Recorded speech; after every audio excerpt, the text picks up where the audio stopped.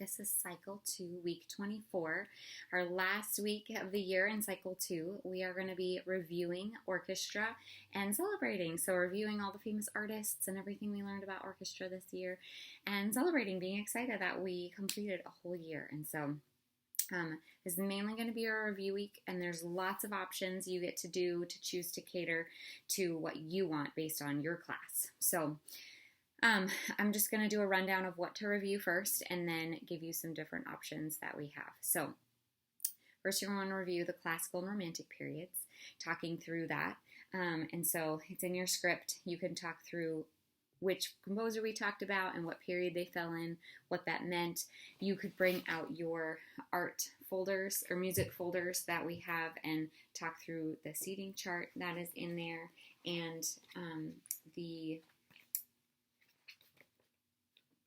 talk a little bit about the different periods of music and style.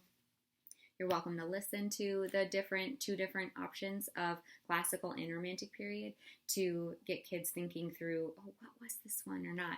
If you want to make it be a quiz, make it fun, you're welcome to do that. We're also going to be reviewing the famous composers, so you're going to want to walk them through the 4 composers we talked about and about their lives. If you want to do a pop quiz sort of a thing and see if they can get them all right, make it fun, you can do that, or just see what kids have remembered as we've reviewed every week and then seeing, okay, as we've come through, who do we learn about and what do we remember about their life? So we have Giuseppe Verdi, Beethoven, Brahms, and Dvorak. So those are the 4 composers that we went through. You're welcome to, especially if you didn't get to it, in your music folder when it has at the very end the famous composer and the music that they played. You're welcome to play their music and have the kids follow along with the pictures to see if they can hear when there's strings playing, maybe when there's an oboe or a triangle, or when it gets really loud and there's a crescendo. And so you're welcome to use that at that time if you want to walk that through, especially if you didn't get around to that. It might be a good option for the kids to be listening and taking in the music they listen to. It's also a great way then to talk through the differences between the different artists or composers, if they can hear a difference in one or the other. Lastly, we are reviewing the orchestra, and so that's also in here with pictures, which is great, of the orchestra, of the different instruments that are in the orchestra, the placements of the orchestra, and so you're welcome to talk through that and to have that as an example of talking through the different families of instruments, maybe where they go on the seating chart. There is the orchestra song you can play again. And so there's lots of different options you can work through as you talk through the 4 different things of reviewing.